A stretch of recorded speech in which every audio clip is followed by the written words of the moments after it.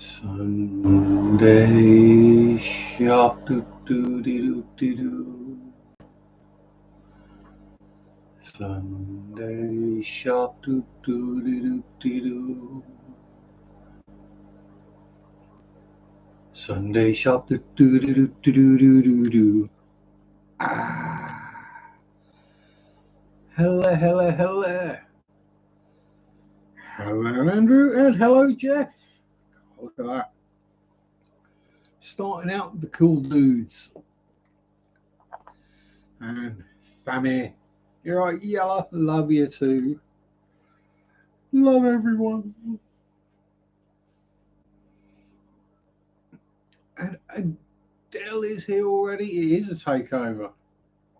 Oh no, what shall I do? Talk rubbish for 2 hours. Yeah, that's what I'll do. That's what I always do. So there we go.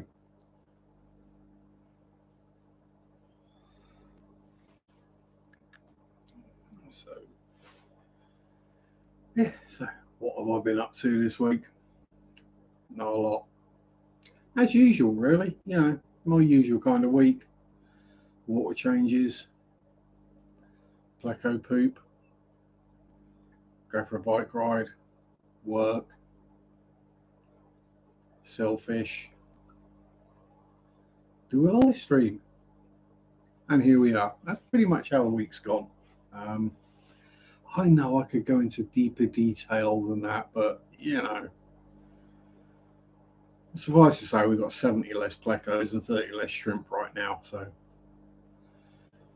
bonus. We might get another tank emptied at some point.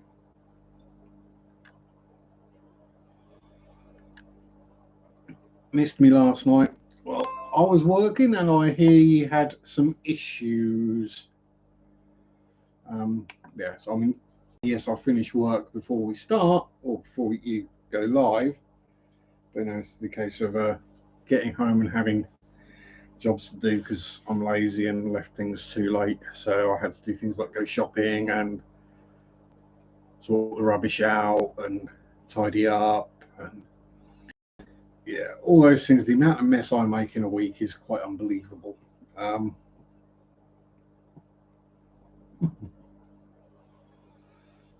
just clearing out the empty energy drink cans and you know, bottles of Coke takes a fair while. But yeah, so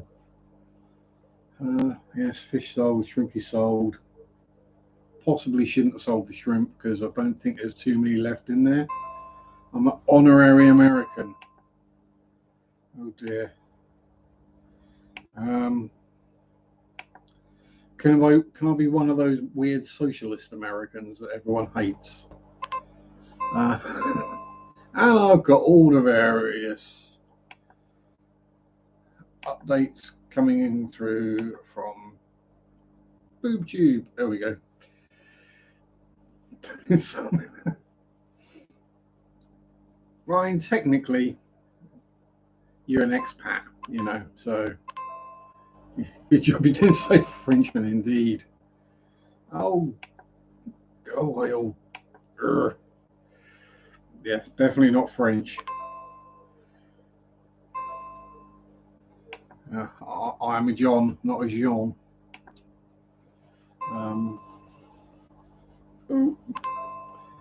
Oh, God. Oh, not a happy update. Lap off fish room. Oh. Ben's been killing fish again then. Oops, did I say that out loud? I didn't say that. I didn't say you were a colonist, Adele. Convict cichlids. As you speak of which, did see a very cool fish today. As some of you know, my LFS is rather sizable. And they have some rather sizable tanks. There was a new addition to the Stingray tank this week. Stingray. Sorry, I have to say that. Hello, Barbara. How are you? And Tommy, how's it going? Yeah, they got. I'm guessing is a bronze arowana, because it's not silver and it's not gold or red or anything. So going with the bronze because that's the color it looked. But yes, and it's about 18 inches long, nearly getting on for 2 feet long. And yeah, that was one that someone bought and it got too big for their tank. I mean, they thought that fish would only grow the size of the tank. Who the hell's buying arowanas and doesn't know that is what I want to know. On the upside, they didn't get any money for said arowana. The shop is basically, we'll take it in, but we're not going to pay for it.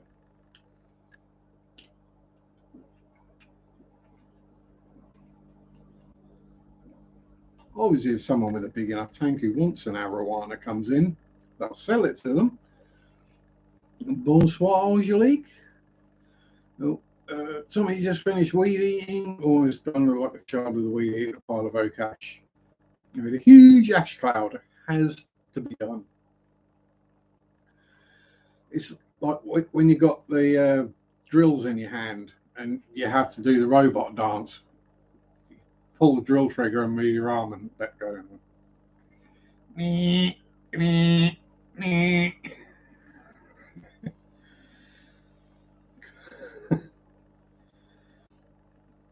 Did you use salad dressing on the weeds? Yeah. And they're only weeds. A weed is a plant that grows where you don't want it to grow. If you want it to grow there, it's not a weed. It's a plant. So I want all the plants to grow in my garden, so therefore I have no weeds in it. Try saying that. Try selling that one to an HOA. No, they're not weeds. I want nettles and brambles to grow there. Therefore, they're plants. Tough.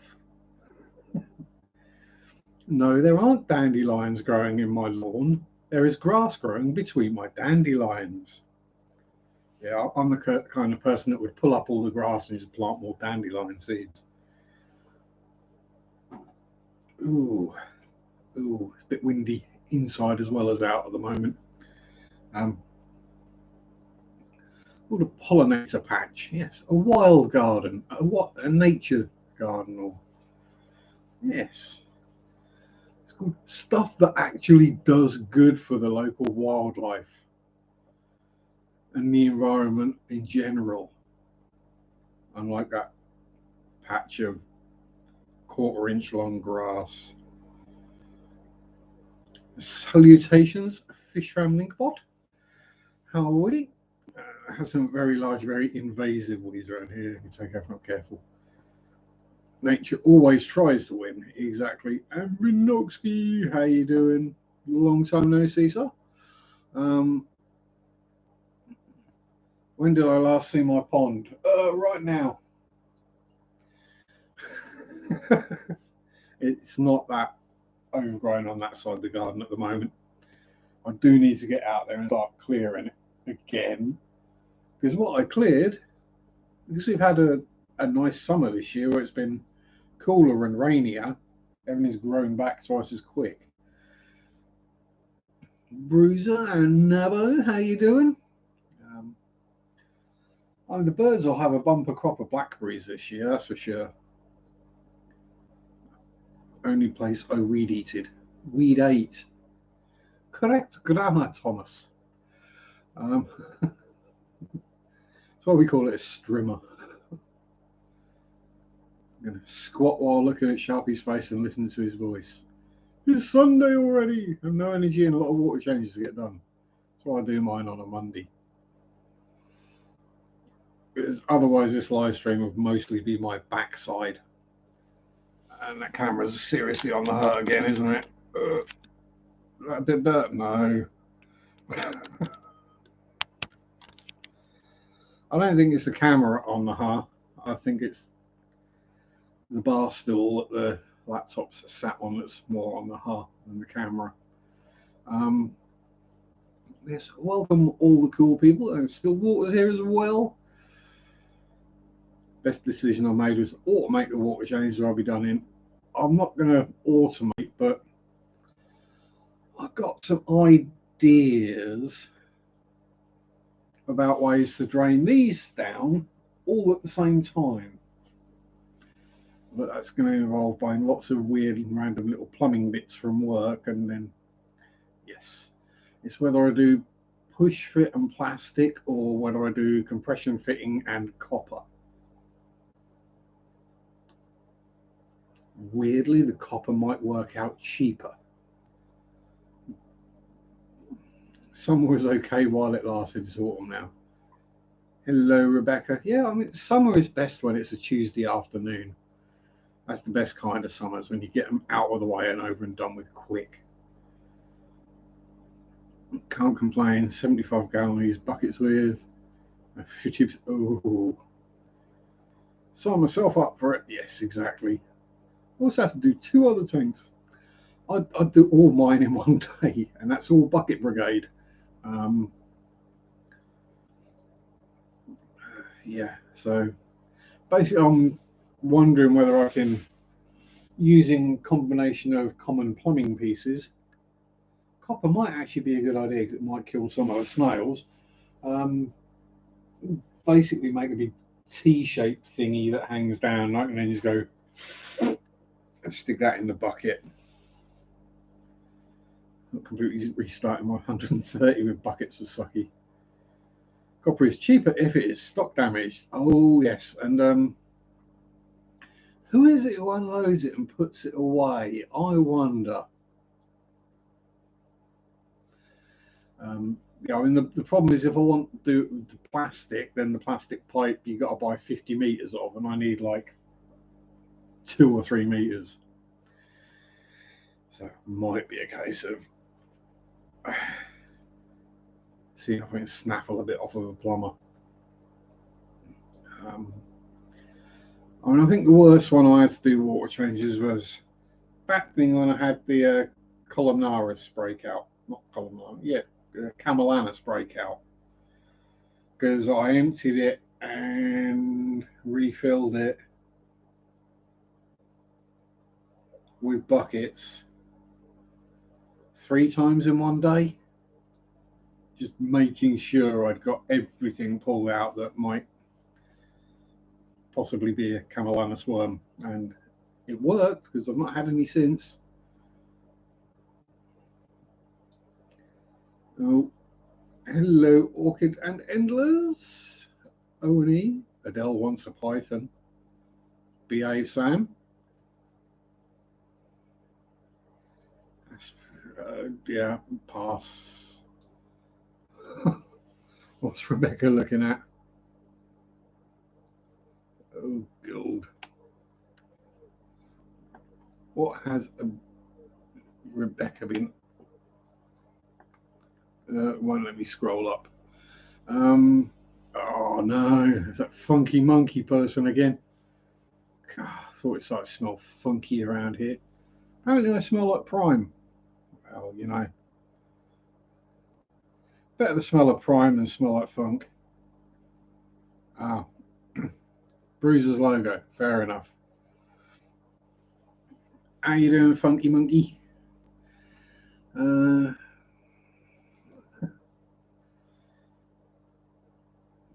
Yeah.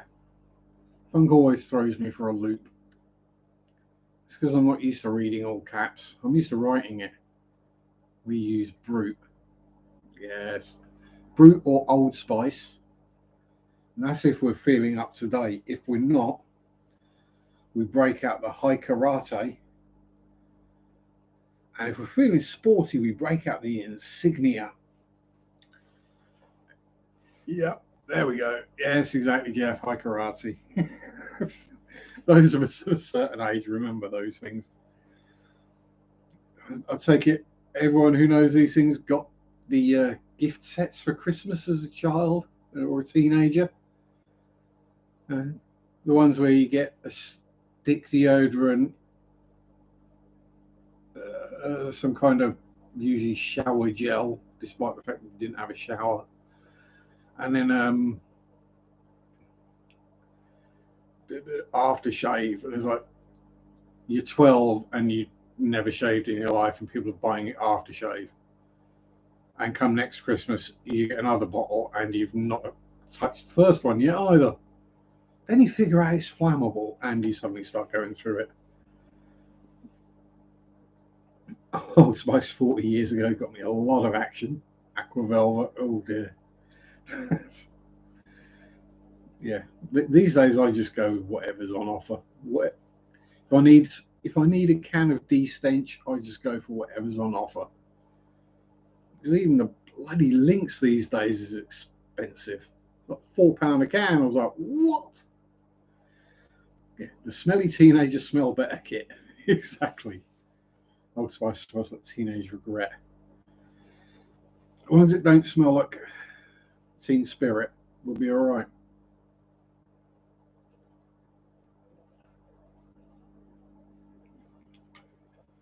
Yeah, Lynx, exactly. Or, as it's known in America, Axe.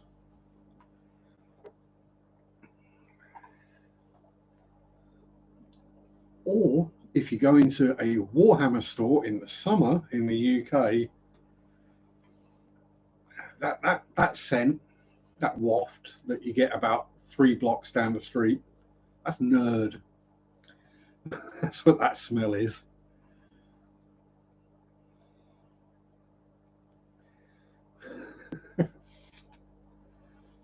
Lynx is for teens who don't. Yeah, the new Tyranids are super cool. If I get the urge to build and paint something, that's probably what I'll go with. Something greebly from the Nids. But even with my sense of smell, I'm not going in a Warhammer or a Citadel or whatever they're called now, Games Workshop. Pardon me. No, it's kind of stores you go in and you wipe your feet on the way out. You know, the carpet gets a bit squelchy. It's from teenage boys doing what teenage boys do. Black Panther made a real bits of Panther, says Ron Burgundy. Harlow's in, looking sharp. Yeah, definitely not. Blunt, more like something I used to get called at school. In, not on. Yeah. Yeah, so. And it would probably be quite dangerous, Rebecca, for you to walk into a Games Workshop. Now, pretty blonde female, red lipstick. There will be a lot of noises, and then it smell like a teenage boy's bedroom. Be a lot of crispy socks.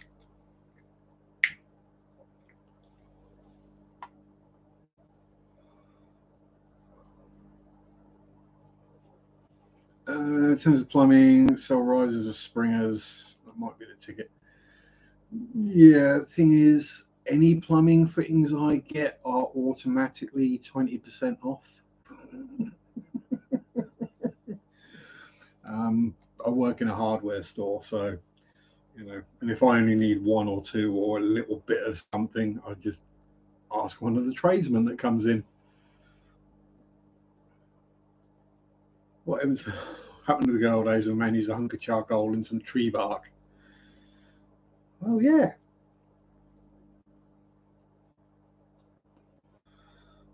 I was waffling with some bicyclists. Yes, bicyclist. All that no one wants is mothballs. That's just cedar. That is, or camphor and cedar. So old people smell like. Yeah. Either camphor and cedar, or they smell of lily of the valley. For some reason, they want to smell like their funeral before they died. Yeah, and they're going on about the troubles down there where things chafe and what have you. due to prolonged periods in the saddle. And they're all going about, oh, you have to use like these creams and stuff to keep things soft and supple. And I'm like, yeah, if you keep using that, you're going to have to keep using it. Whereas if you just let the calluses form and deal with a bit of discomfort for a while, you won't need to use it ever. Apparently having calluses is a bad thing. Arm's length, try and get some work done on the mess so we can feed the fish. Camphor and lavender powder. I mean, it smells of lavender around here anyway, but that's because I've got lots of lavender growing in the front garden. Why have I got lots of lavender? Well, it attracts the bees like it. Latte eats it. And yeah, it's really easy to take care of and doesn't die. You just get the old hedge trimmers out once a year and chop it back and job done. Old people are attracted to the old world, so quite a few old people's homes next to graveyards. Yeah, that's just for ease of transport. That is toxic to cats. It is, but thankfully cats aren't dumb, so they tend not to eat it. Yeah, it's convenient. You just get one of those builder's slides, stick it out the window, and whoop, straight down into the grave. Job done. Calluses of the devil, Bobby Boucher. Yes. Yeah, calluses is what you get from work. You know, it depends what bits rub and you damage constantly that get the calluses. Most of us have got calluses on our hands or our feet.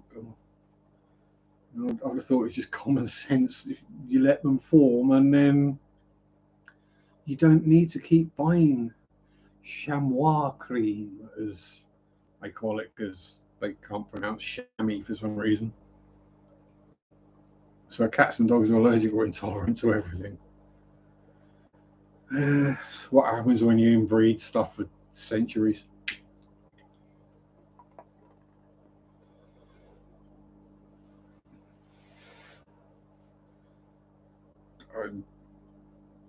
Best ones are the people who want their cat or their dog to have a vegan diet, and you're like, oh god, this is going to get messy.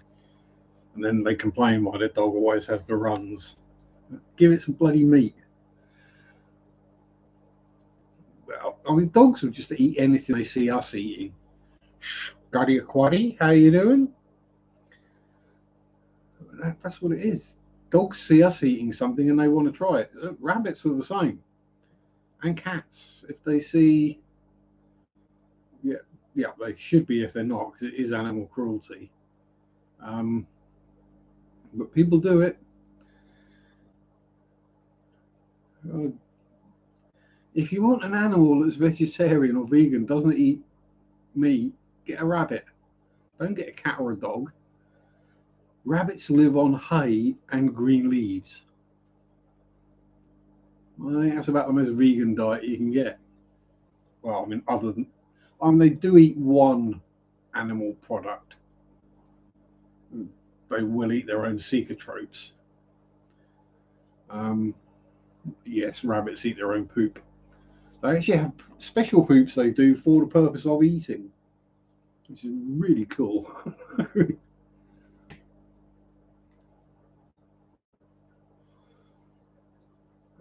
Yeah, that's just a decent diet for a dog. It's not difficult. Bloody hell, man, speak up. I'm doing water changes while listening. All right there, window licker. The bucket's about to overflow. Plot twist, too hot to do water changes. Hose water is way too hot. Ooh, not good. Everything eats guinea pig poo. And then we eat the guinea pigs. Well, we don't, but is it Peru and Chile they eat the guinea pig?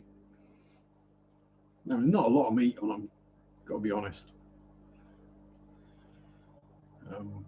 I mean, that said, I'll happily eat rabbit because to me, there is a difference between a rabbit for food and a pet rabbit, which is why I can understand how in certain parts of the Far East or the North, if you're in Australia, where dog is eaten. And they go, but don't you have pet dogs? And I thought, yeah, there's a difference between a pet dog and a food dog. Two different creatures. Rabbits are really, rabbit peats are awesome because they don't have any pads or anything. They're just fluffy with claws. So rabbits don't like hardwood flooring because they have no grip whatsoever. A rabbit mouth, M-O-U-F, you got to spell it right. Bunny smiles are the best. A smiling bunny is just awesome. And watching rabbits eat is just endlessly entertaining. It's like a conveyor belt. Food just, I'll pick up a big chunk of parsley or coriander or whatever they get called other places, and it just sort of, with no holding it or anything, they just sit there and he's until it's gone. Very cool. Guinea pig feet, on the other hand, are weird. Well, I mean, rabbit feet, if you shave a rabbit's feet, which I have seen done for rabbits that have injured their feet, yeah, they do look very much like guinea pig feet. And rabbits' front feet are minute. I think guinea pig feet are bigger. It's just all fluff. But yeah. If you want a daily dose of cuteness, then you gotta r/rabbits. Just unbelievable amounts of cuteness. Am I an 82 to 84 model? I can remember when the 82 and the 84 models came out.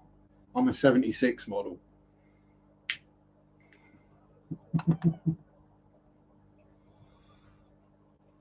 $200 squats on my face. I've been well teabagged today then. Guinea pigs do also kick. Guinea pigs are cute little animals, but the other big thing with rabbits is that they generally don't make much noise. You might get the odd huff or grunt, and when they're really happy, they might grind their teeth a bit, but that's about the only noises rabbits make. You look young. Yeah, I suppose I don't look too bad for getting on for 50.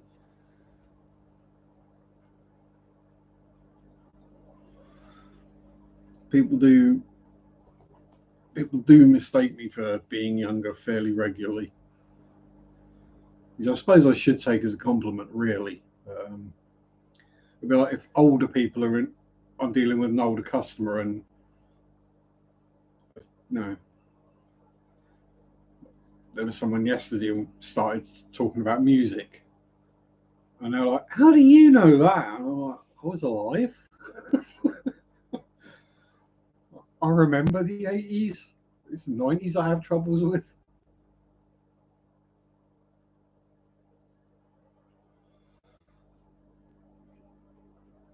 Getting confused with being younger is great past the age of 21. Yeah, I mean, I don't get asked if I'm like old enough to buy cigarettes or anything anymore. But yeah, well, I did. I was saying, what, less than 10 years ago, I got asked for a. I'm older than your dad.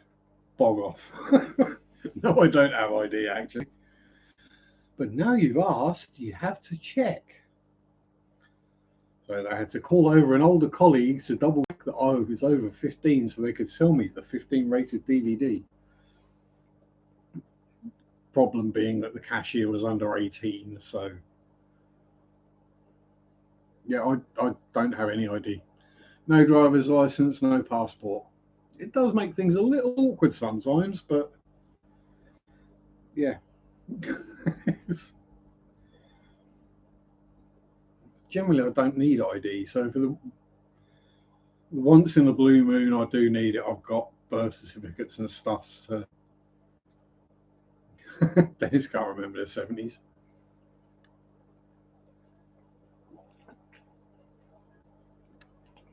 You do it the old-fashioned way, Rebecca. Your birth certificate, a gas bill or electric bill a bill for a current address, a bank statement, and a national insurance card. And knowing your national insurance number off by heart. I've got the full long one with, don't deal with bills, stressing me out. I live on my own, I have to deal with the bills. Although these days, with all the bills being online and you don't actually get sent a bill anymore, that one's getting a bit trickier. So I've had to keep hold of old bills. Have a real ID, lets me board domestic flights, access government buildings. Cool. Hello, Debs. How are you? Hope all is well with you. Going to be a nationwide thing. Cool. Yeah, council tax. Technically, I don't count as a student, so my name might not be on it anymore. Yeah, I'll say that. I mean, some places are a bit more anal about having all sorts of IDs and stuff, but thankfully, my current or last few employers haven't been. Actually having old style proof. Yeah, I think I might have my old driving license around somewhere, but it's not for this address. And it's not a valid driving license anymore because I lost it and I never retook my test. Student IDs, yeah, NHS ID card. That's one that people take. Yeah, your NHS card. Not everyone is like me. Not everyone has got the current up-to-date IDs. So there has to be back ways around it. So the ye olde ones for us older farts, they work just fine. Which is why I keep them in a folder, safe, and know exactly where it was. Yeah, it was a pig to fold it up and put it into your wallet. And I always carried, when I was riding my motorbike, I always had my license and I always had my insurance with me. Purely because if you do get stopped for some reason, even if you've not done anything illegal, because that happened a couple of times, you can then go, yes, officer, there's my driving license, there's my insurance, there's my MOT, tax disc is on the bike, it all adds up, this is my bike, thank you very much, take it all back, put it back in, carry on your way. What it was around this area at the time, there was a problem with smaller capacity motorcycles being stolen. Generally, because they're quite easy to steal. Because back then, people tended not to put a lock on them, and most of them will kickstart. So if you didn't actually take the key out of the ignition, put it in the steering lock down on the side, and lock the steering, it was just a case of pull the wires out the bottom, short together the ignition ones, and kickstart it, and off you go. So there was quite a lot of small capacity bikes being stolen, sports bikes especially, and I was riding a smaller capacity sports bike. So I got stopped a few times by the police just to check it wasn't stolen, and I have no problem with that. If I get pulled over by police for something, I'll answer their questions. And if I have done something illegal, I will be polite. When I lived in Idaho, you get pulled over for any little thing. Here in California, you really have to be driving like an idiot. And generally, as long as you're not being a dick, you don't get in trouble. Howdy, Ricky. How you doing, sir? We get the shows on TV, like police camera action, and the amount of times you'll see it where someone gets pulled over because they've got a brake light or a tail light out, and then they kick off with the police, start getting all arsey, rather than, yes, officer, how can I help? What appears to be the problem? You got a tail light out, mate. Oh, how about? Really sorry, officer. I'll get that sorted ASAP. Thanks for letting me know. And then you drive off, and everyone's happy, and nothing bad happens. The worst you might have to do is go into the police station within a week to prove that you got it fixed. But they kick off, and they cause squit and grief.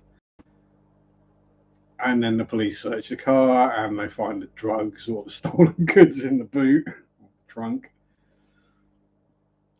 And then, yeah, if you'd just been cool and played it nice, a little bit of poise, a little bit of class, elegance, you'd have got away scot-free. But no, you had to act like a dick, and you got caught. Oh, yeah, that thing with the indicators is because if you've got a German car and the indicator stalk is in perfect condition, it actually makes the car far more valuable. Which is why Audis and BMWs and Mercedes never bloody indicate. Guns pulled on me, my kids. I'm not using a blinker. Oh dear. That's a bit extreme, but make you do it though, won't it? I'm transporting guns and illegal drugs across state lines. I always obey traffic laws, allegedly. Exactly. If you're breaking one law, don't break another one in the process. You're just doubling the chances of getting caught. Audi drivers, yes, Audi drivers are generally the worst. Eakins, how's it going, sir?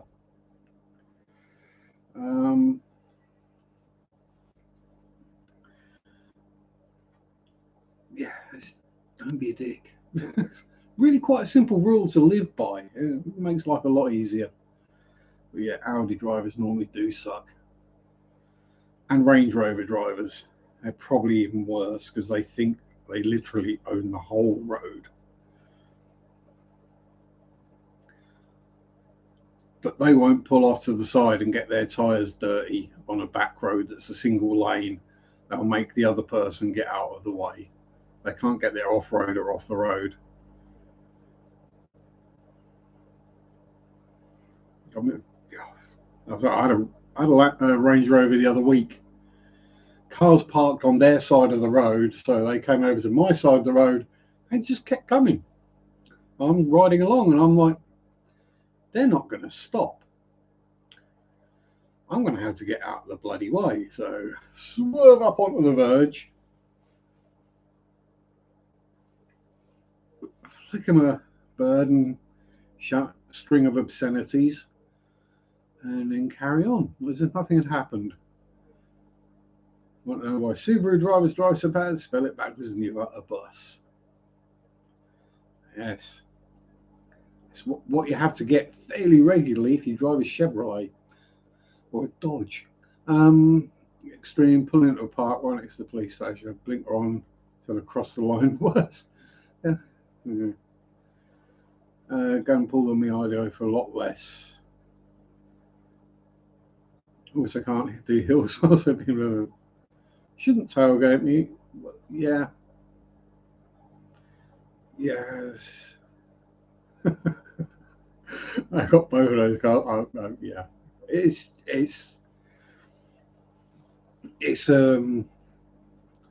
kind of a running joke in the UK about Audi and BMW drivers and Mercedes drivers. It used to be white van drivers, so white van man was the thing, and now because they're mostly delivery drivers, they actually behave a lot better on the road. But yeah, people who drive German cars, especially younger or older people that drive German cars, seem to think they own the road.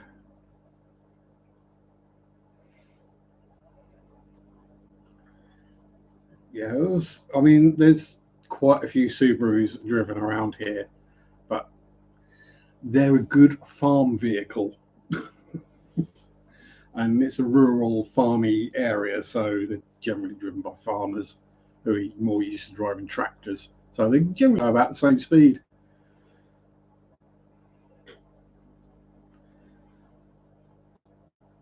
How do you drivers have a small baby? Well, yeah.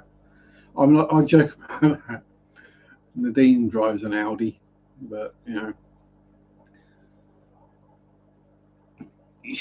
first car was a Fiat 500, and then the indicator stalky, binnacly, steery, levery bit behind the steering wheel, whatever it's called, went wrong. Italian car, electrics, they're going to go wrong. It cost her like £400 to get it fixed, so she sold that and bought an Audi instead.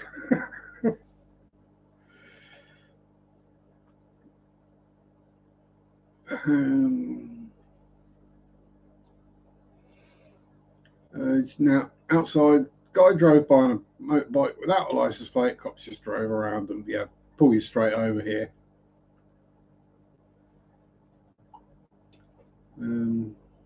Yeah, and you don't. I was like, you don't look like a criminal, Tommy. That's the thing.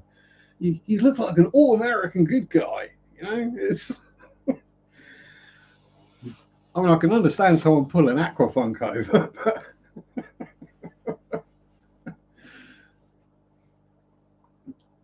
yeah. So that's it. I mean, thankfully, our police are generally pretty good in the UK. I mean, they hate paperwork. So if they can find a way to let you off with, just a warning, like, try not to do that again, please, then they will. For your general minor traffic offences and things like that, because they don't want to deal with all the bloody paperwork and having to go to court.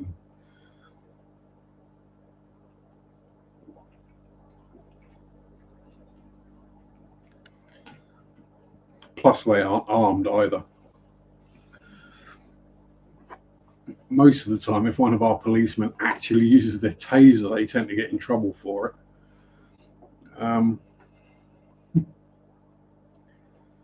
Yeah, I mean, they've got a job to do. They're doing their job generally. You get like any job, you get your bad apple. But I mean, the worst I saw was it just after nine? Was it 9/11? No, not 9/11. When we had the terrorist attacks in London, and there was a chance of more going on. Nothing new in the UK. We used to things like that after the Troubles in Northern Ireland. Those of us of a certain age, the fact that there's been a car bomb somewhere isn't an issue. We're like, oh, again. But after the July the 6th attacks, something like that, and I mean, everyone was jumpy after that. And I had to go up to Norwich, and there were armed police patrolling, walking around. MP5s, anyone who's interested. And people were just like, there's a policeman with a gun, and people were just scattering and almost running away from them. And it's like, they're not here to shoot you. So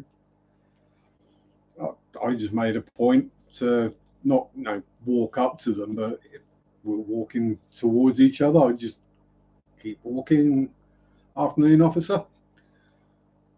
Afternoon. They must have. It must have been a weird enough feeling for them to be actually patrolling the armed police.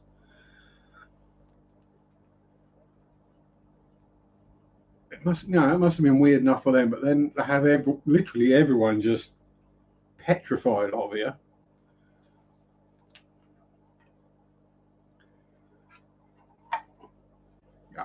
It can take them an hour and a half to show up here as well, and it's a small town.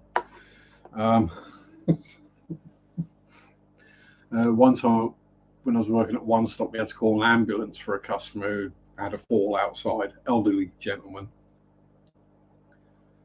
And the ambulance station in Attleborough is like 5 minutes drive from where we were, and it took them 45 minutes to get there.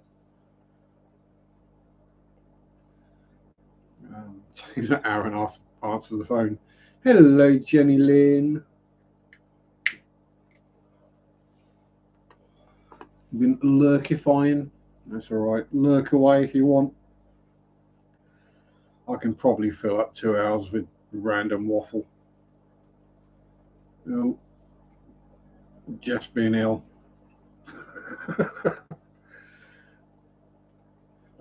You don't have to try and keep up with me on the smoking front, Jeff. That make most people ill. Yeah, most of the time, just common sense, poison, restraint, and you can figure out most problems. Unless it's an HOA or a Karen, then you do need to call the police. And if I was standing for office, one of my things that I would, in my manifesto, be I will bring in a no Karening law. It will no longer be the customer is always right. It will be the employee deserves to be treated like a human being. Karen or Kev? I've got a neighbour called Kev. My neighbour over the back is textbook Karen. And he really hates it when I call him Karen. I think I start smoking a pipe again, paint to clean it. Yeah, there is. I've thought about it several times. It's like watching Andrew eating pork pie. Oh. Andrew doesn't eat pork pies, he inhales them. But there's a pork pie, then there isn't a pork pie. They just transport inside of his stomach. That's what happens. Just gone. Barely touched the sides. I don't know why he bothers, because you can't taste them at that speed.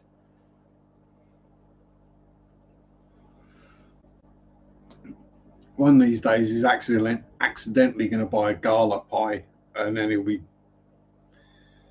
gagging because of the hard-boiled egg in the middle of it.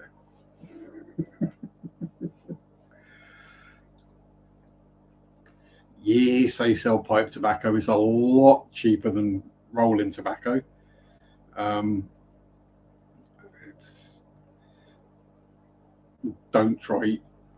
If you're trying to save money, do not use pipe tobacco as rolling tobacco. Trust me, it'll tear your throat to pieces. Better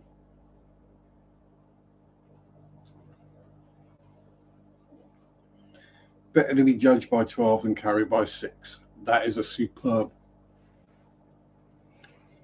Yeah. Cigar prices are painful. Well, no, they just aren't the Cuban virgins anymore. That's the problem. Yeah, I mean, cigars, yeah, again, it's tax. It's the one way they tax the rich, basically. Yeah, pipe tobacco is cheaper than hand rolling tobacco. It's something I've thought of.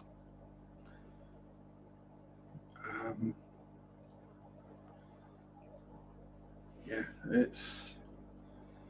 And I think I'd probably look quite cool with her.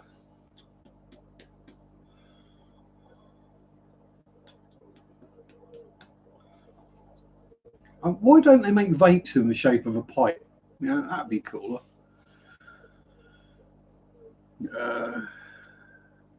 Yeah, they do age people. I'm old. That's why I don't.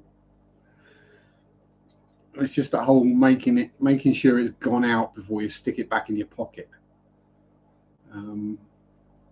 I've got grey hair, thank you, Andrew. This isn't highlights. This isn't a shine because I'm using some expensive shampoo or something. That's just the grey starting to show up. Round tubes of sponge with a hole in the middle are very annoying to clean. They are. So what you do is you stick your fingers in the holes and you do that. If you're talking sponge filters, because that's what I do. One finger in and then just work it around on your fingers until most of the gunks come out. There's a vape, there's a fake make-believe cigarette. Yeah, but they don't even look like a fake cigarette anymore. I mean, there's big old, I mean, half the kids you see with them, and they got some massive contraption in their hand, you know. I'll pay £1,000 to have the new slimline phone, and now, oh no, I've got to have the biggest vape there is. No, it just makes you look like a dick.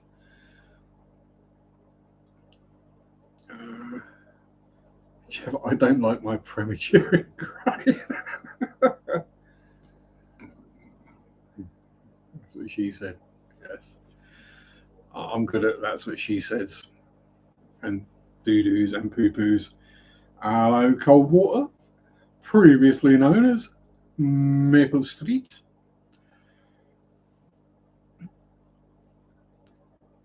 Yeah, exactly. Andrew doesn't have any grey hairs whatsoever. You do have to have hair for it to go grey, but you know. Remember those sad e-cigarettes with the red light? Yes. But at least, you know, yeah, they were kind of sad, but it didn't stand out like a sore thumb, and they weren't producing massive clouds of vapor. And you see people driving along and they're going, and like the inside of their car just a cloud. Yeah, how the hell can you see?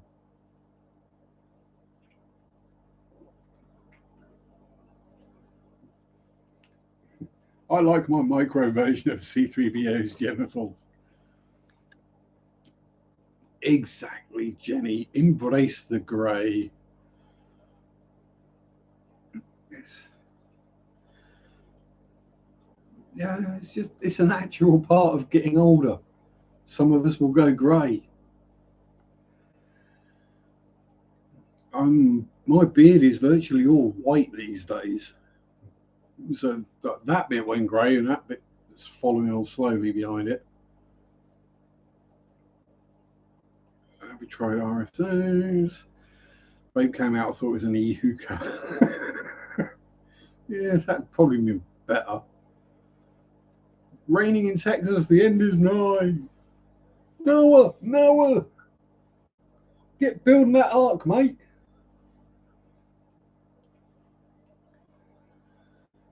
Or I could go with the Stevie Ray Vaughan, but I'm not going to sing that because A, I can't sing, and B, I know how litigious and copyright mad Stevie Ray Vaughan's people are.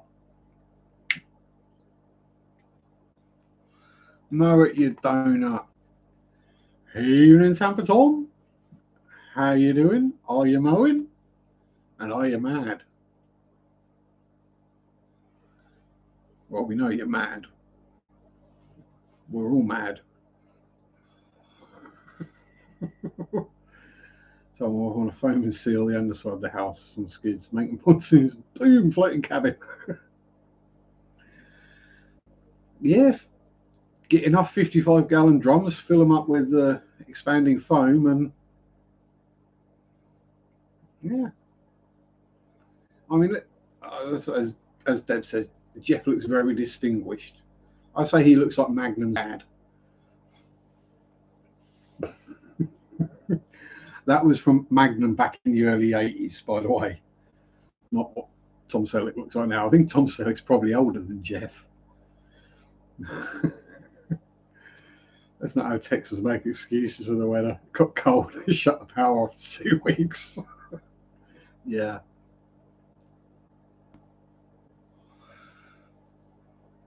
But I mean, that is the thing. the UK is a colder climate, so our houses, all our buildings, everything is built to keep heat in. Which is when it does get warm, we struggle because our houses act like massive storage heaters and just keep getting warmer and warmer and warmer, and there's not a lot we can do about it. Whereas somewhere like Texas, which is normally really hot, everything is built in such a way to let the heat out. So when it does get cold, it's not very well insulated.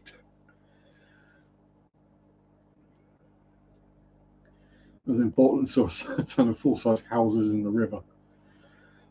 Yes. That's one that always got me. Beachfront, riverfront property, lakeside property. Oh, it's beautiful, it's lovely, it's wonderful. Oh, look how high the price is. You do realize that stuff tends to flood fairly regularly, right? Yeah, that's why houses become ovens in summer. Yeah, they heat up, they hold the heat, and if you get warm nights, it doesn't cool down that much. Then you get another hot day, and the brickwork and just the fabric of the house just keeps getting warmer and warmer, and radiates it inwards. You're like, oh, it's 3 o'clock in the morning, and it's warmer indoors than it was at lunchtime. Yeah. Back when I was in Hawaii, I had a hell of a time with Higgy Baby and those damn Doberman pinchers. Yes. Not to mention driving around in that Ferrari. I bet you'd look awesome in a Testarossa, Jeff. If there's anyone near Jeff who's got a Ferrari Testarossa, go visit him and let him sit in it.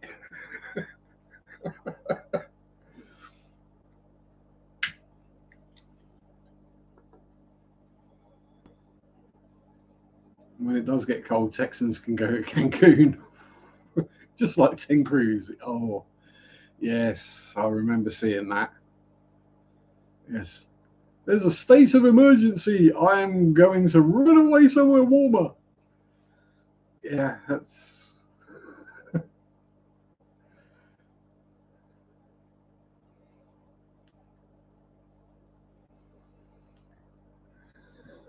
pretty expensive. 50 bucks a gram comes in a syringe.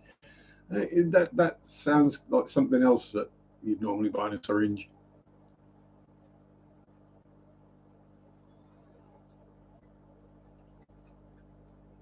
Money used, yeah, the money for the insulation went to the local police. And no getting anywhere. Yeah, let's say Texas isn't geared up to deal with cold. And we don't get much snow in the UK, and when we do, things do go south fairly badly. Normally because people can't drive in the snow, but everything else just works still. Whereas, when we were hitting 40 degrees last summer, stuff started going wrong. Roads were melting. Wildfires were starting. People were dying. It's like,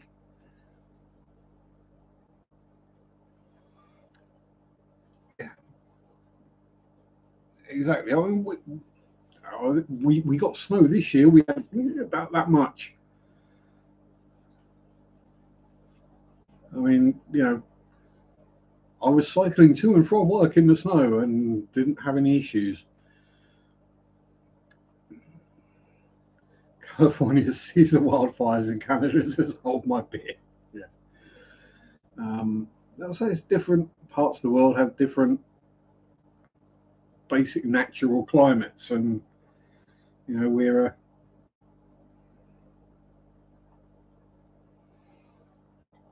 we build our not ecosystem, our environment. We adjust it to suit the temperatures that we generally live in. Yeah, we don't have the snow we used to, do we, Debs? We used to get a lot more. Yeah, back in the 80s,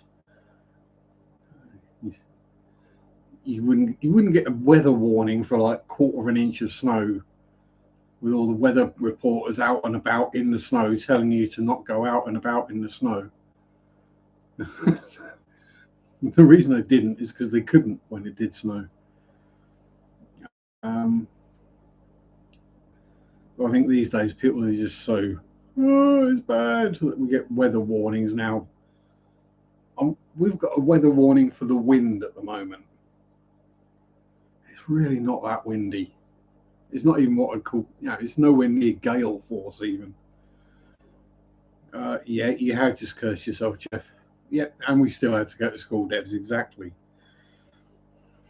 There was only one time I got sent home from school because of snow, and that was because those of us who lived out in the sticks in the countryside, they were worried about the buses being able to get us home.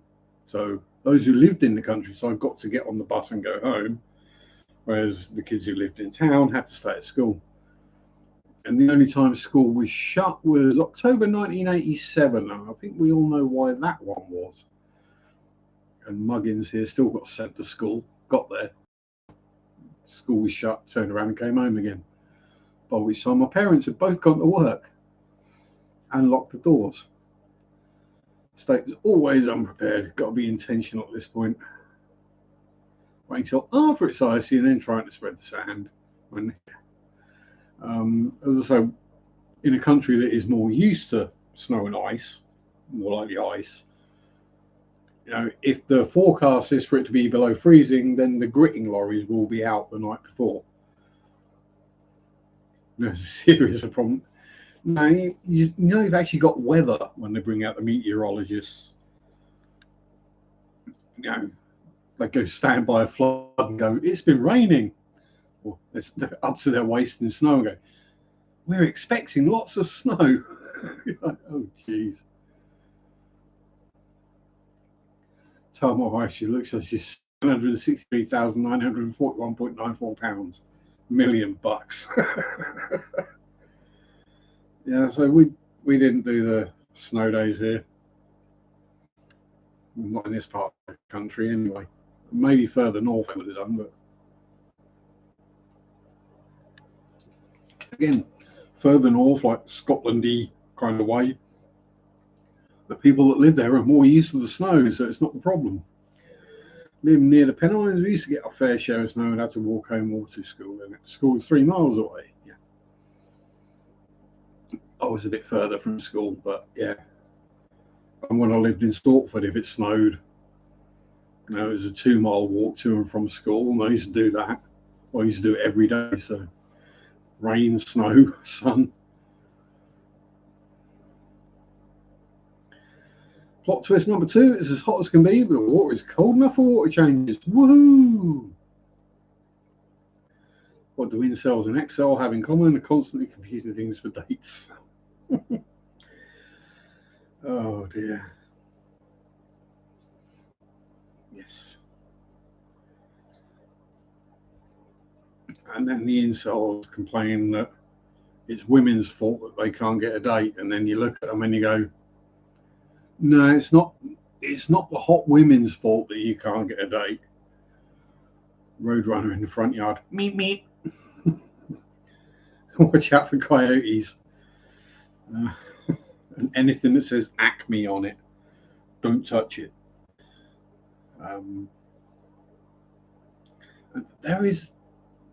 There are actually a few companies called Acme. There was one that was an RC car company, and I've seen a couple of others over the years. And I thought, okay, I get the joke, but surely no one's going to buy anything from a company called Acme when the entire joke is everything goes wrong. Oh, and Jeff's breeding the wild type betters. Fingers crossed for some bettlets. Baby betters. I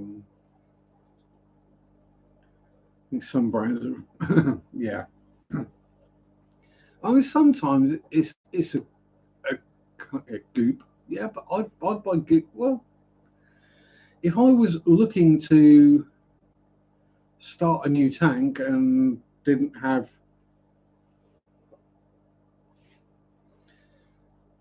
that, I'd buy Goop. Why name a brand after Gwyneth Paltrow's one? Yeah, well, Gwyneth Paltrow can go do one. Nitrico Goop is actually useful. Gwyneth Paltrow isn't. Nobody wants to buy a candle that smells like her vag or whatever the product was. It was something that.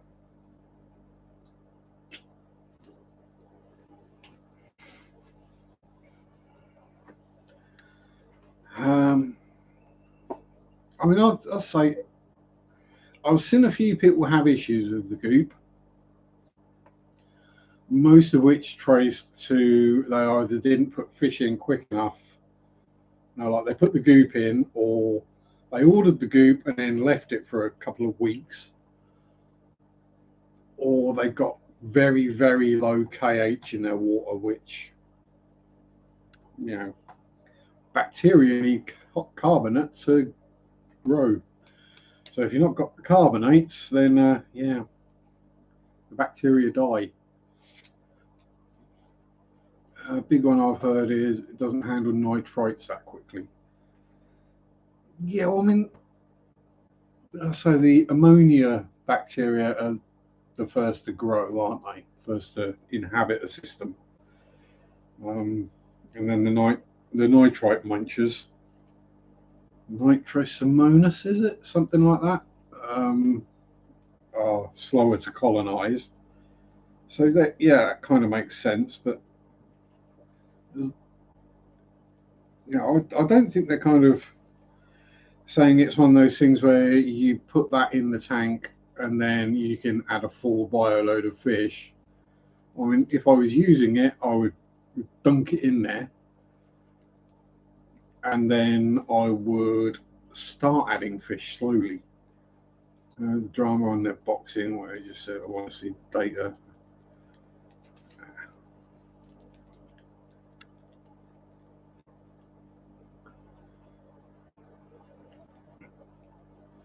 Yeah, I mean, I'll say there's enough people who've had it work for them that I'm not going to say it doesn't work. But, I'm not going to pay for a product like that when I can just clean out a few pleco filters into a new tank and then add fish and not have to worry about doing water tests because pleco poop. I've not once done a fishless cycle. There's always been fish in. And it was only the very first tank that I was doing daily water tests and writing them all down and noting all the numbers and all this. After that, I never bothered. Now, I only do water tests if I'm like, I've not tested that for a while. Let's just double check that the nitrates aren't through the roof, or if one of these suddenly goes cloudy overnight, it's like, I'll just check that it's not ammonia. Because sometimes I do get ammonia spikes, normally when a filter clag's solid or a certain ghost cat decides it's going to pull the airline tube off of the air pump again. My test kits are out of date. I just don't use them often. But I've got a TDS meter that tells me the pH, and that's about all I generally use. I don't even bother looking at the pH or the TDS on it because TDS means nothing. Getting some Sulawesi shrimp. Can tetras go after them? Yeah, tetras will definitely eat shrimp.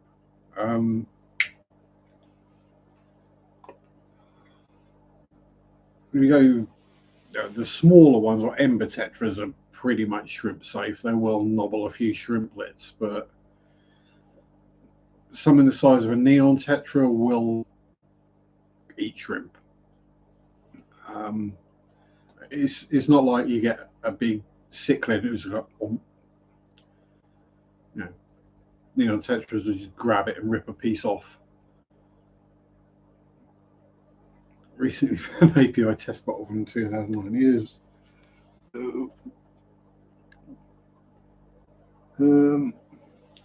Well, I bought this test kit when I first started fish keeping 5 or 6 years ago, and it went out of date in March this year. So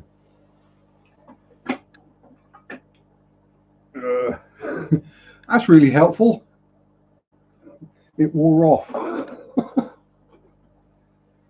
That one. There you go. GH. That was because I was trying to test my GH. Can we see the date on that? 06/2020. TDS is an interesting value. It and conductivity is what scientists measure. They measure parameters of wild fish.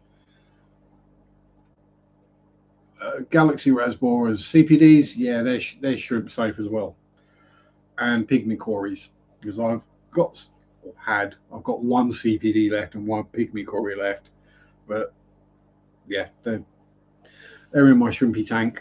Ember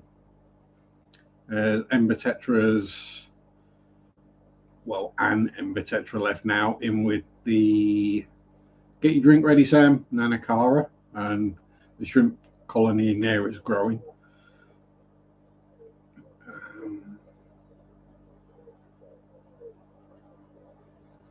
Yeah, so it's yeah, it was. I think I did buy a new GH/KH test. That was the only one I did get a new one of, because when I was doing the Blackwater tank, making it soft water, I did want to keep an eye on the GH and the KH. Yeah. Generally, it seems to be a really good tank mate for shrimp is a bristlenose pleco, because the amount of waste that the bristlenose pleco produces, which in the microorganisms that the shrimp want to munch on the pleco poop, and yeah, it kind of works well. I've noticed that my shrimp colony has started to drop back since I took the 3 clown plecos out of it. So I'm going to stick a super red in there. Probably tomorrow, if I remember. I keep going, oh yeah, I'm going to stick a pleco, and then every week I forget. So I might remember this week. But yeah, I say Mark's shrimp tanks, he's got bristlenoses in with his big cherry shrimp colony. And his cherry shrimp colony has gone nuts. And he was always no, never put fish with shrimp, never put any fish with shrimp. And it's just propaganda from the BMP union. Not clown plecos. Shh. I've got to sell these. I think I'm down to about 850 now, so yeah. I've probably culled more bristlenoses this year than, well, most shops have stocked. Someone has taken a leg off of my fan shrimp, likely one of the plecos, possibly, but I think more likely an accident. I think generally if plecos do injure something else in the tank, it's usually an accident, unless the pleco is getting very protective of their algae wafer. Because my bristlenose, Dave, she would get very, very protective of her algae wafer, and anyone that went anywhere near it got charged. So my female with a kill count. You do keep kind of a larger, slightly more aggressive plecos. I'm just using plecos as a general term. I know it's not accurate. Than I do anyway. I've got 150 bibless and 122 brown wavy booses from the pond for planting this tank. Awesome. one bristlenose per 20 gallon. That's a bit understocked, really. I mean, how are you going to breed them if you've only got one in there? You need a pair. Barry and sisters are nasty, but have nothing on Pseudocanthicus cactus blackos. Yes. Yeah, bristlenoses are fine in 15. Fine in a 10 if you only had one, probably. I've been breeding them for 3 years in a 15 gallon, so yeah.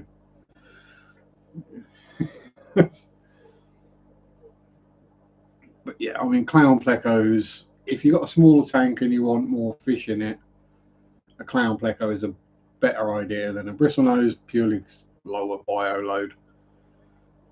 They eat wood. No, they don't eat the wood. They eat the stuff that lives on the wood. Have I ever kept a rubber lip? I haven't. No. I mean, there's all sorts I like to keep. It's a case of finding tank space and then finding a pair.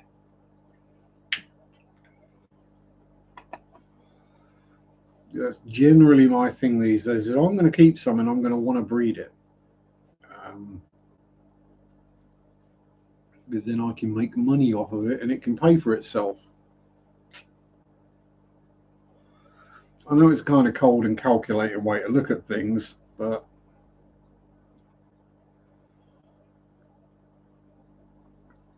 I kind of have to these days because cost of everything. Best way to grow aquarium plants is throw them in a pond. Oh yeah, outdoors is the best place. Just not in the UK because the water's too cold for most of them. Don't feel like I'm doing the right thing without them breeding. Yeah, I mean if they're breeding, they're happy. And I've got these herberts. Both males have suddenly decided they're going to start digging nests. It's just like, why? Why are you digging nests? Unless they've suddenly decided they are a male and female. Little years. It's Spotty. Gorgeous boy. Very wub. I do that as a joke, but he will actually let me stroke him. He's used to me. He's used to me pulling him out of his cave. That's the problem. Rublet plecos do a great job of algae on glass. So you get them acclimated to the water. Yeah, I mean, I get a little bit of green spot algae on the glass on there, but with 3 bristlenoses and some nerite snails, it's not too big of an issue. I might clean it once every 3 or 4 months. He's off to feed the sugar gliders, and he's got a white face male. You got to call that one Ghostface Killer. That's the name for that one. And after a member of the Wu-Tang Clan.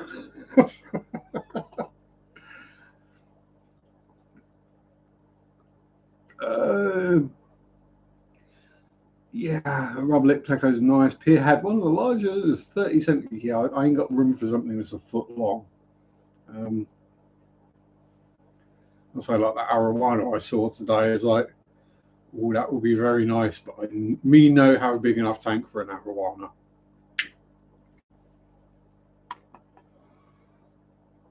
Now, if there was any species that they need to breed like a dwarf version of that gets about that big, it's arowanas.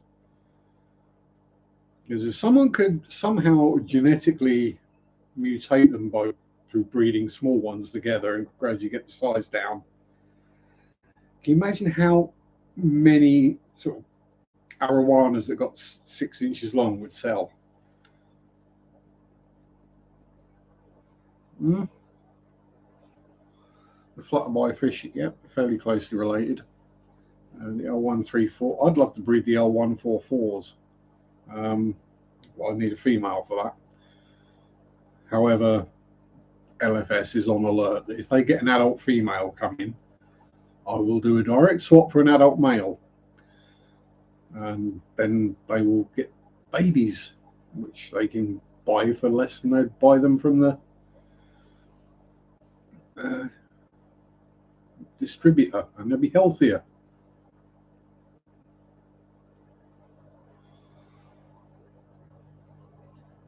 Yeah. I just find it really weird that I charge 3 times as much for a super red as I charge for a common bristle nose, and nobody bats an eye. And they're no harder to breed. It's just what? I mean, I'm not complaining. Don't get me wrong, I'm not complaining. But yeah. Hang on, they're just as easy to breed, they're just as easy to raise, and you're going to give me 3 times as much. Okay, fair enough. Um, which is why I would like a colours bring the bucks. The problem is they don't sell so many because they sell them for a higher price.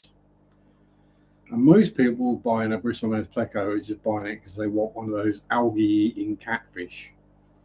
And they want one of those fish that cleans things up, so that. But then they don't want to spend much money on it, so they get a common bristlenose. Hence why I literally sell 100 commons for every 20 to 30 super reds. Don't do the snow whites or the green dragons, as the prices will go down. They will, but if I could get hold of a pair of snow whites, I'd breed them. Yellow, blue eye, and the albino. And so, I mean, I did see someone was going on about the golden bristlenose. It was what I call a sunshine, and that's what Bertie is in there. She's kind of a yellowish colour, but she's got the red eyes. But she's not an albino. She's got some colour in her, but not a lot. Yellow blue eyes are cool because even if they try and hide, you can see them.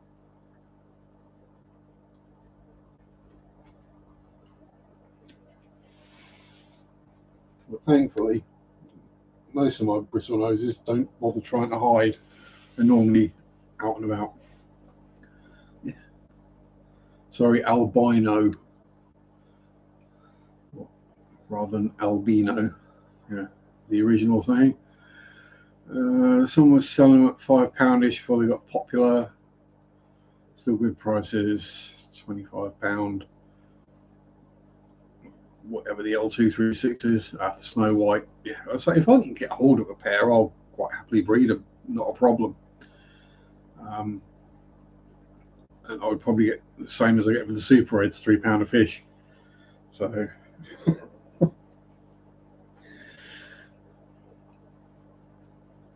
Well, if I really wanted to pee everyone off, I'd sell them for the same price as the commons.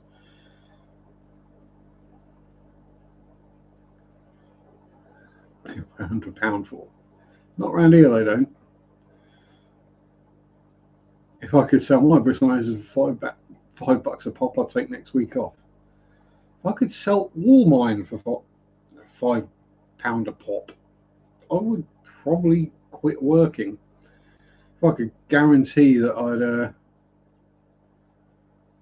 if I could guarantee I could sell every bristlenose I bred, then yeah, I would be buying the more expensive ones and selling them. It helps keep the hobby. Yeah, it does help the hobby. I mean, electric blue Acaras used to be expensive.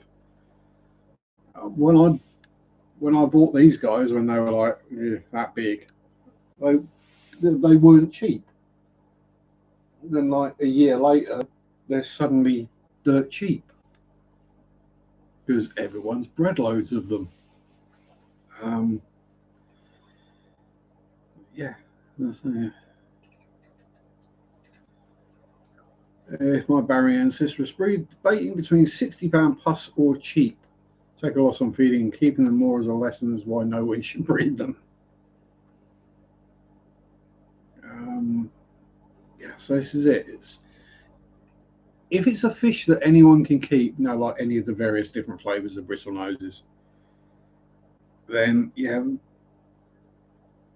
get the prices down. If it's something that needs, especially bigger tanks, certain water parameters, certain foods, if it's something that you can just keep in a tropical fish tank, chuck some food in there, and it's fine, yeah, then there's no need for it to be expensive, especially if you can breed them easily at home. So some of the bigger fish, the more what I call specialist kind of fish that you still see sometimes for sale cheap. I mean, when I bought Spaz, the Senegal Bishop, paid a fiver for him. Right, £5 for a fish that's going to grow that big and eat everything else in the tank. Seems a bit silly. My servant said he'll do it, cleaning and feeding them. Sorted. There you go. Servant. I think they prefer to be called employees, Ricky.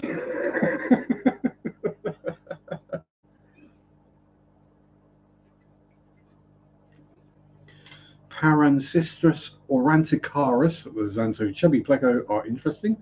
150 to 300, easy to breed and grow. You can get them for a tenner, but very few breeders in the UK.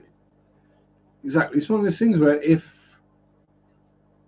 they're a sensible size and I could breed them, then I'd definitely think about it if a breeding pair came up for sale. Because, ka-ching. But yeah, I'd undercut the other people who are breeding them and selling for silly money because I want to actually sell them all. Yeah. It's one of those. Well, yeah, it's nice to get £10-20 for each fish, but if doing that you only sell one or two a month, you'd be better off selling them at £2 or £3 a fish, selling 20 or 30 a month, and actually clearing them out so you don't end up with tankfuls and tankfuls of massive fish that cost a fortune to keep. Housekeeping stuff. There you go. Better term. Exactly. I knew what you meant. I was just winding you up, Ricky. Where was it? I was debating on actually doing a short today for the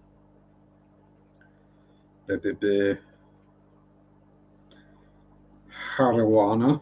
Did I actually get a decent picture? Why have I got 3 pictures taken? Uh-oh. Come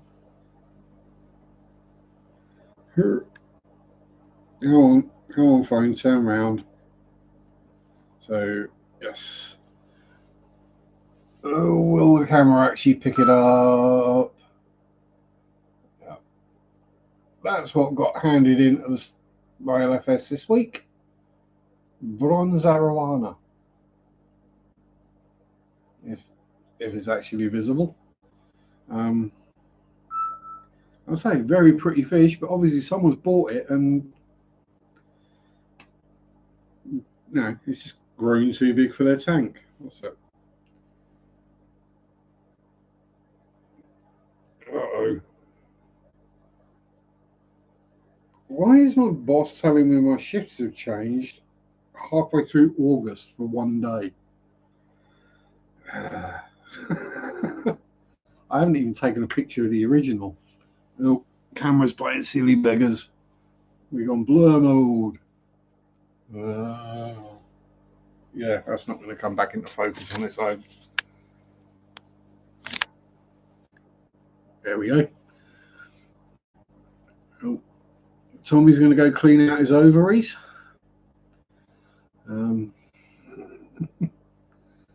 Yes, the government spy drones. The birds. 'Tis an RTG. Oh dear. Oh. Itchy lug. It's because I trimmed my ear hair earlier, so therefore stubble. Yeah. we've actually been talking about fish most of today. That's very, very weird for this stream to actually talk about fish. RTG, whatever an RTG is. It's an arowana of some flavour. It's me that called it a bronze because it's bronze in colour. That's why I called it that. But yeah, it is definitely an arowana of some flavour. Did I get another pic? Yeah, that one's actually a better picture. The camera's going to do weird stuffs again, but there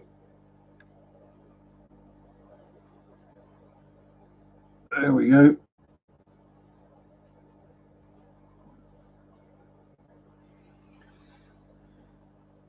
But yeah, a dwarf arowana would be an awesome fish if someone could manage to breed those, if they exist, which they don't, so someone would have to create them. Yeah, 4 to 5 inch arowana would be amazing fish. You could keep it in a 20 or 40 red tail gold. Fair enough. Yeah, probably the one then. I'm more likely to believe what you say than what I thought. Didn't actually have a price on it yet. Yeah, and dinky, teeny little stingrays would be awesome. It'd be like hillstream loach, but actually a stingray. But also stingrays without stings. That's what we want. Asian arowana are very personable fishies. 4 inch, yeah, even in the 10 gallon, because they're not that active, are they? Really, arowanas, unless they're feeding. It's a mutt. It's a crossback. No, it's a mutt. Oh, what's going on?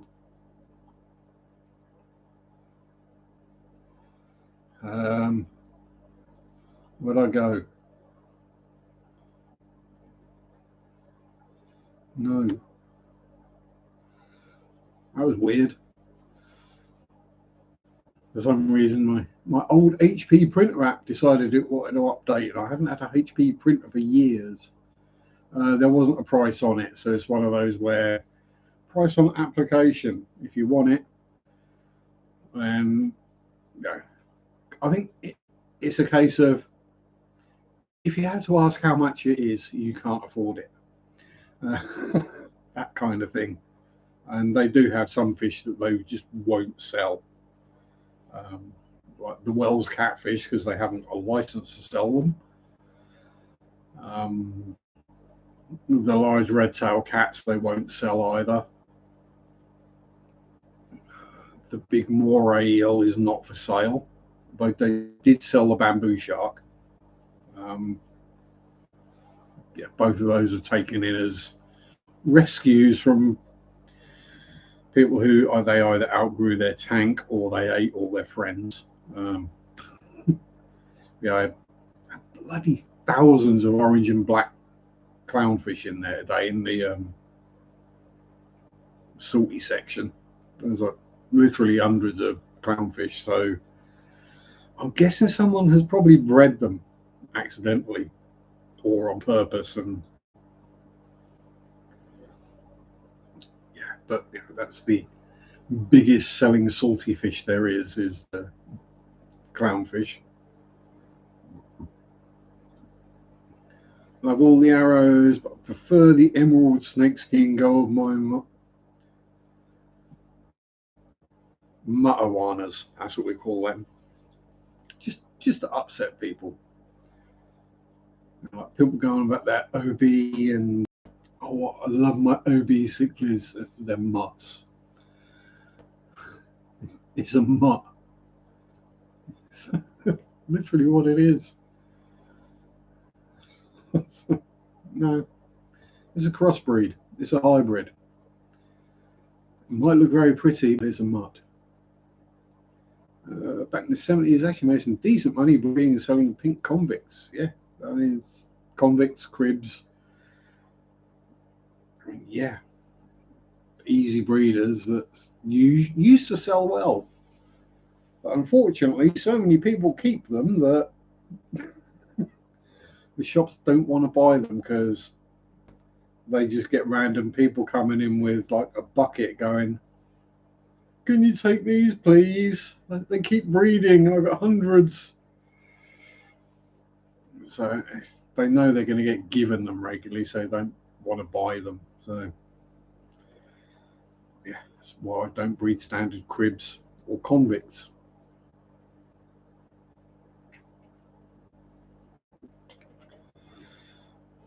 Because the last thing I want is to be overrun with Australian cichlids. And if Adele's still here, she's about to give me some abuse.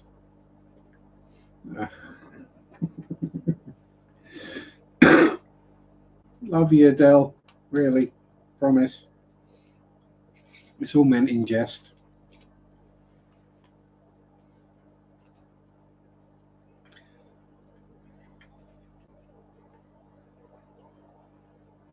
I was like, yeah, they do sell well. People, it's like all the sort of centerpiece type fish. They do sell. You know, people do want them, but then most of them end up going back to the stores because the people's tanks aren't big enough. Or in arowana's cases, people don't have a heavy enough lid and they jump out and kill themselves. That's probably why so many arowanas get sold, is people keep having them kill themselves. Filter fully apart, everything clean. Modding my Seachem tidal was one of the best decisions. Yes, taking out all that silly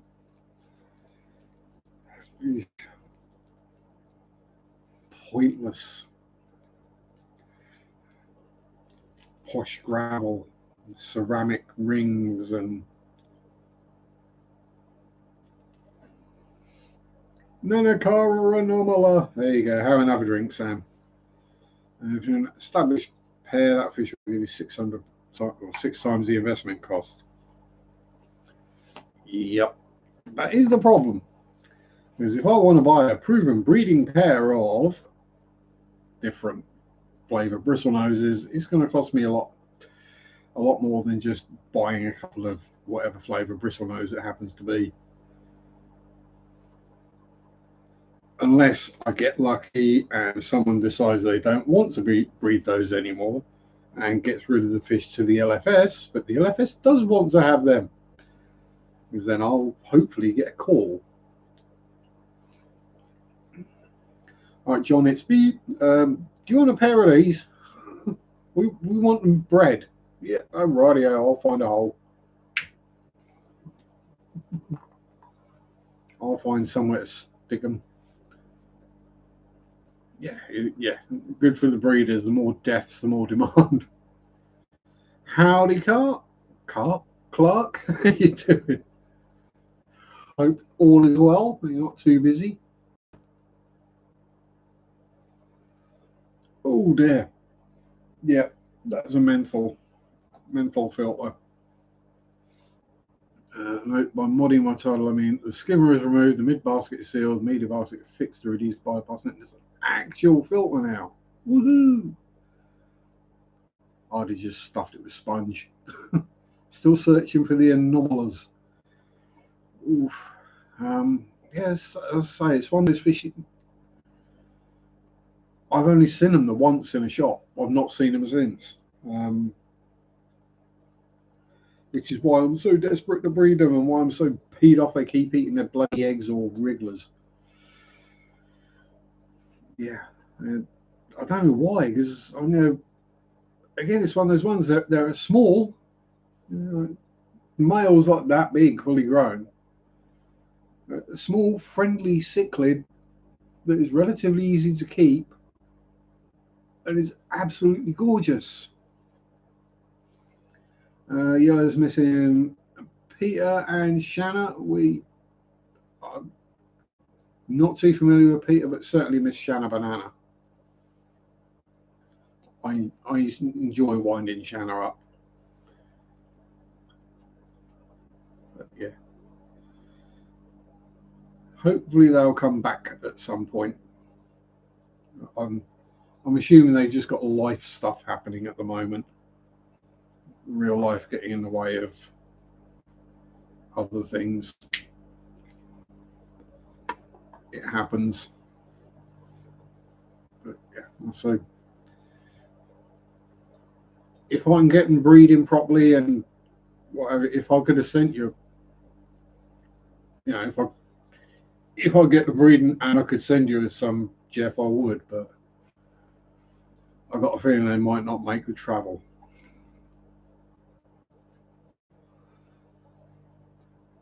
And plus, the cost of shipping from the UK or to the UK is ridiculous.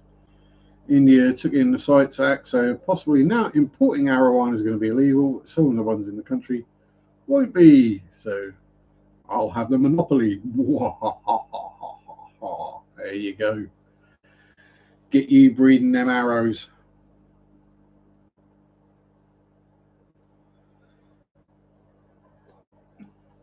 You're going to have to get in touch with the people who cloned Dolly the sheep and see if you can clone arowanas. I say I've got the breeding. The breeding is not a problem, Jeff. They're doing that every couple of weeks. Problem is, they either keep eating the eggs or eating the fry, or I mean, this time Missy Cara decided to move the eggs into the clown pleco cave to keep them safe, which I think may have been the issue this time.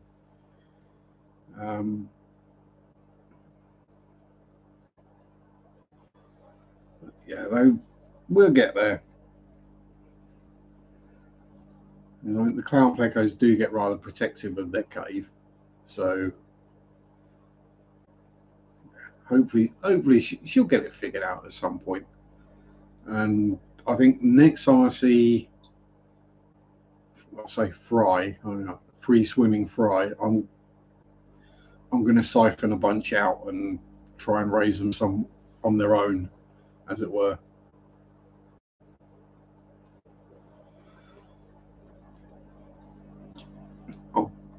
I'll basically just do a big water change on the tank they're in, fill that one up down there, and dump the babies in there, and I hope there's enough sort of micro food in there for them. To feed them fry food a few times a day, and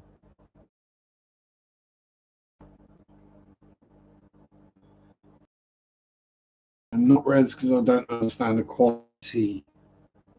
It's a fish. They're like us, they all look a bit different. Doesn't make any one worth more or worth less unless it's completely different or more.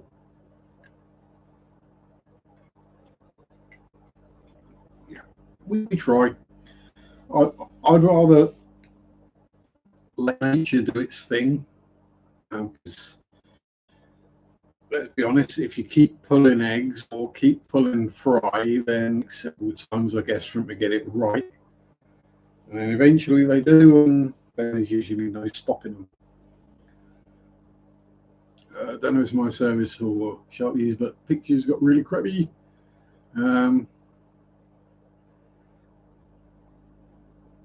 Might be the weather over here being windy.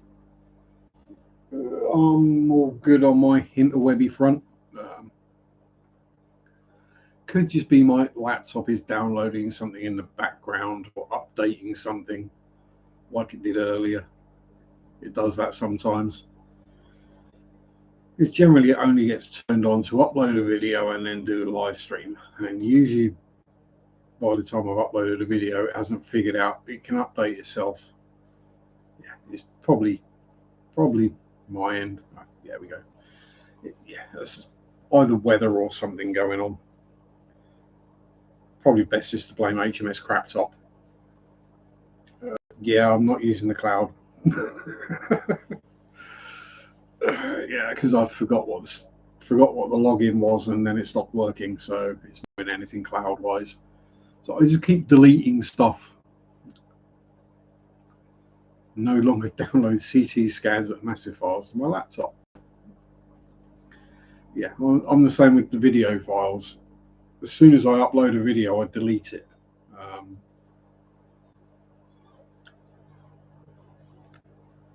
I'm afraid there's not much I can do if it is going a bit there. Nearly done anyway, so yeah, it could just be. I mean, my laptop's 6 years old, so yeah, it's probably on the way out. It was fairly bottom end when I bought it, to be honest. So, ooh, that's why I can't see. Ugh. Vision. Yeah, I would say if you've got things you want to keep hold of, I mean, hard drives aren't that expensive these days. Oh no, there goes, there goes. Howdy Garcia, how you doing it? Garcia Aquatics, how you doing? Hope all is well. Oh, it probably is my computer because the old spinny thing, it's downloading something in the background. That's probably what it is. See you later, Jeff. Have a good week. Yeah, it's my computer dying. Let's be honest. It was bottom end 6 years ago, so it's probably struggling to run Windows now. Choppy audio, yeah. It might be that. It might be that the weather's playing silly buggers. Not a lot I can do about it, unfortunately. I've not got anything else drawing anything. So, yeah, well, these things happen. You know, I'm live streaming via the internet across the world. And I remember when computers really were basically just a glorified calculator. Riveting content. Tanks are done. Yes, very riveting. So riveting, you got all your water changes done. Back to normal now. Yeah, it's just random atmospherics probably, or as I say, my computer downloading something in the background. Window Link is still here. Yeah, so we have had quite a lot of thunderstorms going through lately this week. Thankfully, when I went out for my bike ride on Thursday, it was like the one dry day of the week mostly. Although I did break the speed limit. I was a naughty boy. Yes, I broke the speed limit on a push bike. I was going through a small village that has a school in it, so there is a 20-mile-an-hour limit, but it's at the bottom of a big hill. So I was, according to my bike computer, I was doing 22.6 mile an hour through a 20. So I was breaking the law.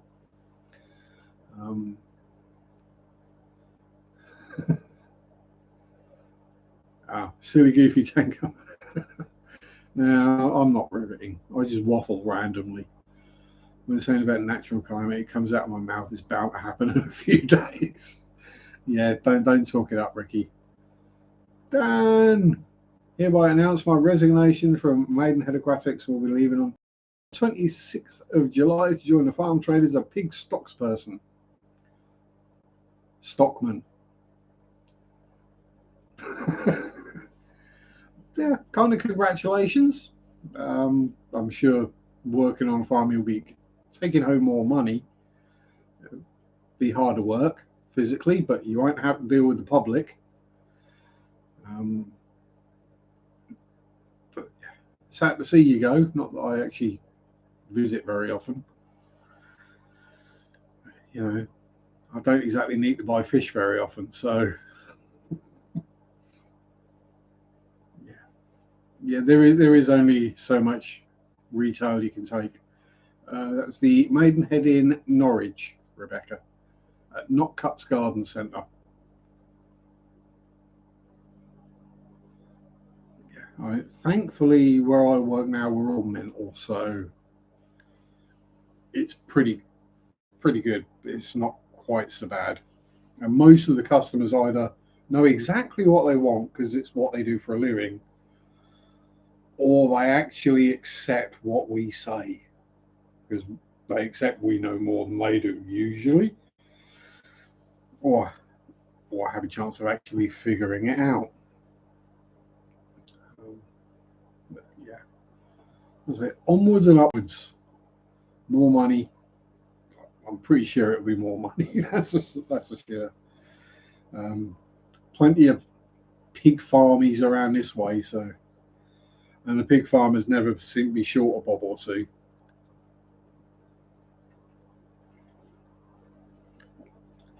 And bacon and pork pies and sausages will always be in high demand, and pork scratchings and pig skin for, making things out of, and all the other bits of pig that get used. And it's a great way to get rid of a body. I love making retail workers regret their life choices, and I don't put my shopping cart away. Extreme sarcasm. It's all right, we know that, Yella. Yeah. And if anyone's not seen the Cart Narcs YouTube channel, that is epic. It's just hilarious. How upset people get when they get confronted about not pushing the cart 10 feet and putting it where it should go. And they'll stop and have an argument with someone for 15 minutes. And if you'd just pushed it back, you'd have been gone like 14 minutes ago. Oh, yes, bangers and mash with proper gravy. Can't beat it, especially on a cold day. Oh, yeah, steaming plate of mashed potatoes and bangers. Nom, nom, nom, nom, nom. Actually, what I had for lunch yesterday. There we go. Only Sam know where the Cart Narcs channel was. Yes. And it is funny how upset people get just for being caught out being a douche, basically. I mean, I'm sad, possibly because I know the people that work in the shops locally. So if I'm like putting my trolley cart back and people have just randomly shoved them in there and left them, I'll actually line them all up neatly and put them properly, just because I know the people who have to actually do it. So while I'm there, I might as well. Only adds like a minute to how long I'm out of the house. It makes their life easier. Also stops them randomly rolling across the car park and damaging people's cars.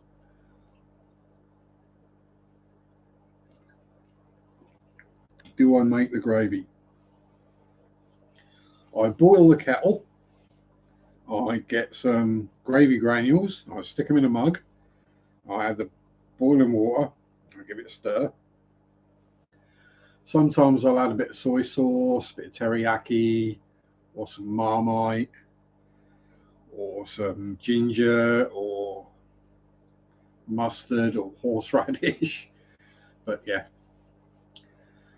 ain't nobody got time to be faffing about making gravy the proper way when all you've done is cooked 4 sausages. You've not got enough meat juices to make gravy with, especially when you use the George Foreman grill.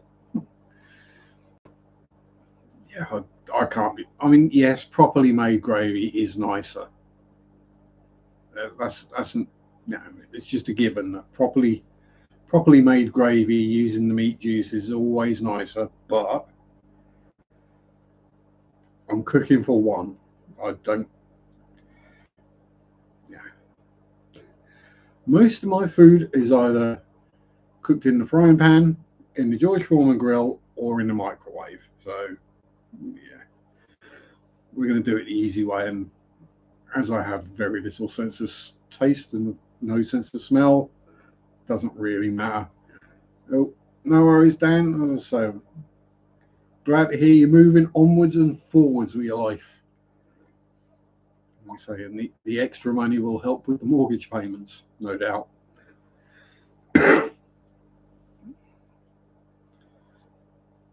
And now you can be one of those people that goes into the shops and annoys the employees. Yeah, already been replaced. Oh, damn. But actually, to be fair, I mean, I applied years ago.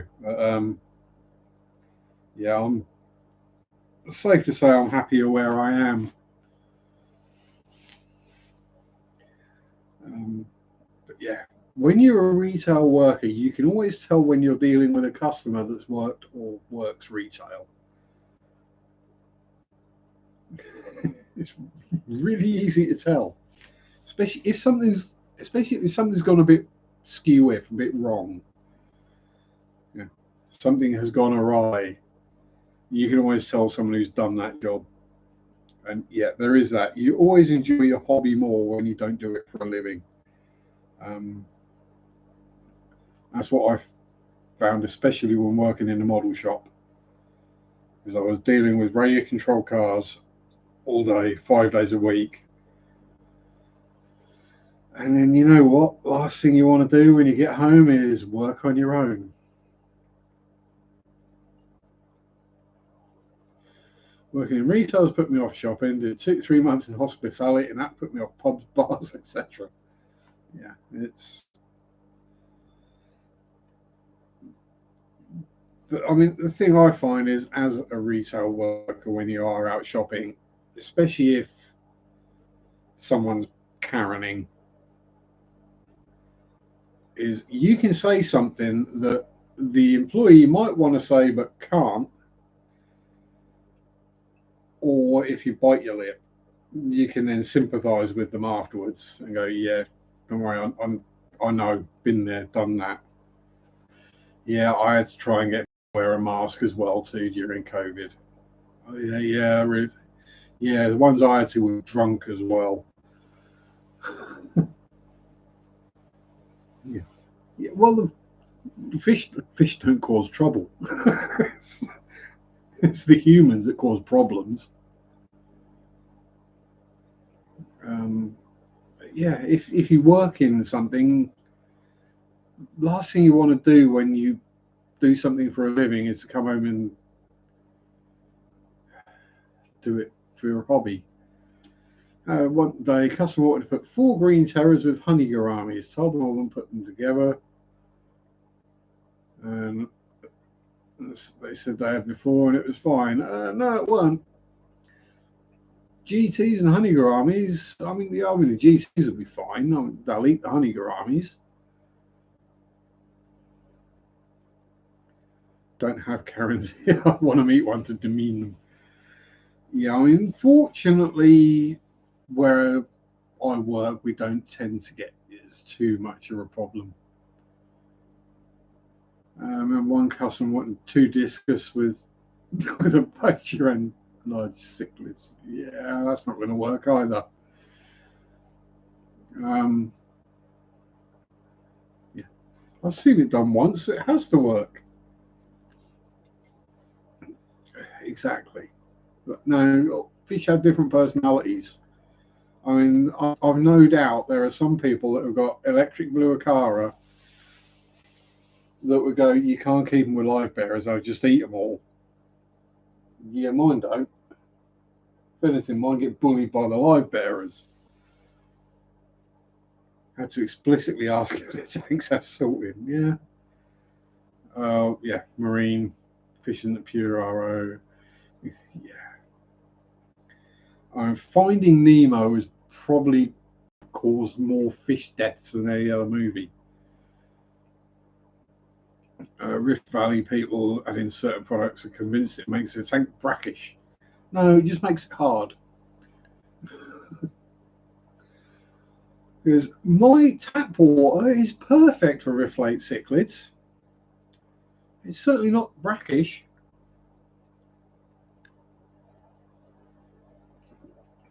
Nanakara anomala. Sam's getting thirsty. Yeah, I mean, yeah, Jaws did cause a lot of shark deaths, but I meant more in like the hobby, rather than people just killing sharks because they think they're going to kill them.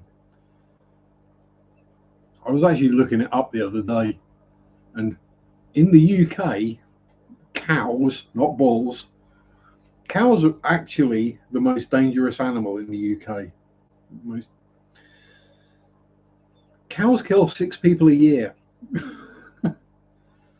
Luckily, both tanks are full. Don't need any more coral from Marines. So I don't get the discount anymore. Yeah. Steve Irwin and Ray's. Yes.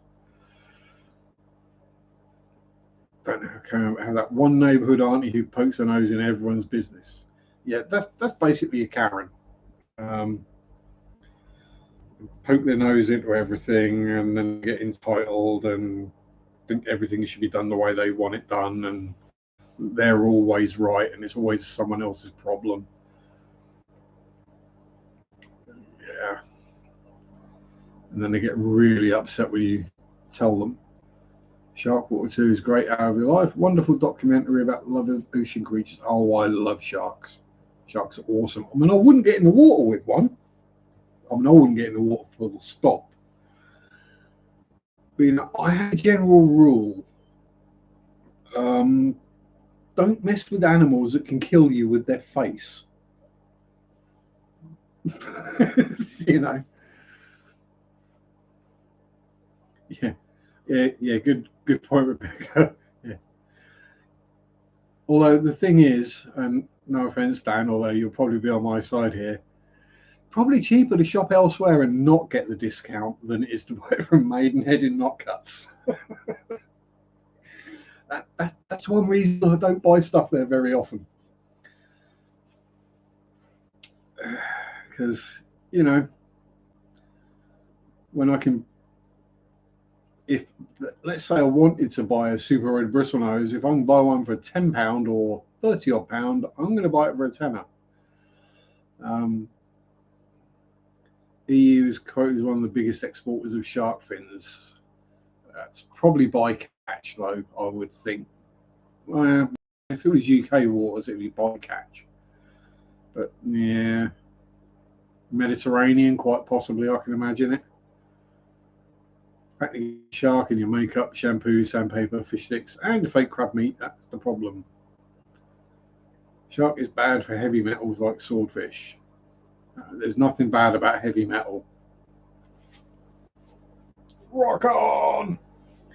And speaking of which, it is that time. It's actually over that time. My bladder is telling me so.